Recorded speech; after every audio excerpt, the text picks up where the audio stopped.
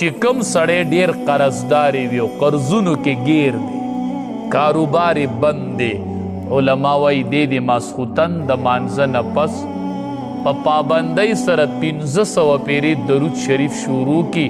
قرضونه او کاروبارونه هر څه به قرضونه به ختم شي او کاروبار به کوله وشي. الله به چری نه غریب کوي چې کم سړی درود شریف ډیر یو هغه دا وجه لیکلي چې دام د رزق د پراخۍ دپاره چې دې سړي باندې به غربت نه راځي چې کم بنده درود شریف وي،